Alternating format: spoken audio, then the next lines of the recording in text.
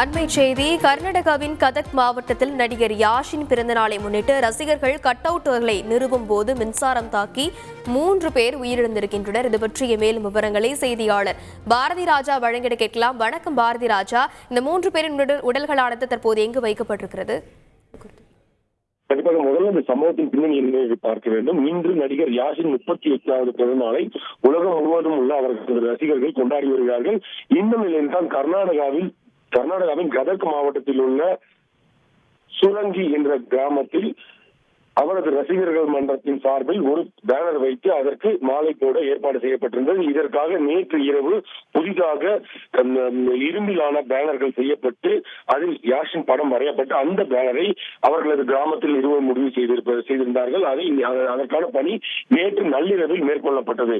இந்த பேனர் நிறுவும் போது எதிர்பாராத விதமாக பேனரில் இருந்த அந்த இரும்பு பைப்புகள் மேலே சென்று கொண்டிருந்த மின்கம்பியில் உரசியது.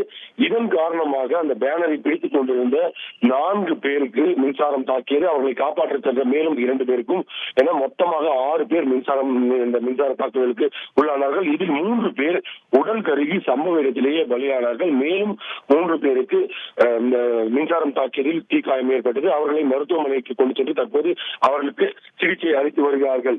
இந்த இறந்தவர்கள் யார் என்று பார்த்தால் அதே கிராமத்தைச் சேர்ந்த அனுமந்தா ஹரிஜன், முரளி, நவீனமணி, நவீன் காஜி என்ற 3 பேர். இவர்கள் அனைவருமே 21, 20, 19 வயது உடையவர்கள்.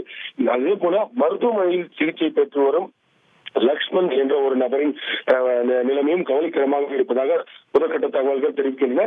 ஒட்டுமொத்தத்தில் யாஷின் பிறந்த நாளில் அவரது ரசிகர்கள் அவருக்கு பாலாபிஷேகம் அதே போல பல்வேறு விஷயங்களை மேற்கொள்வதற்காக பேனர் வைக்க முற்பட்ட போது நடைபெற்றுள்ள இந்த விபத்து பெரும் சோகத்தை ஏற்படுத்தியிருக்கிறது. விவரங்களுக்கு நன்றி பாரதி ராஜா. செய்திகளை உடனுக்குடன் தெரிந்து கொள்ள உடனே சப்ஸ்கிரைப் பண்ணுங்க.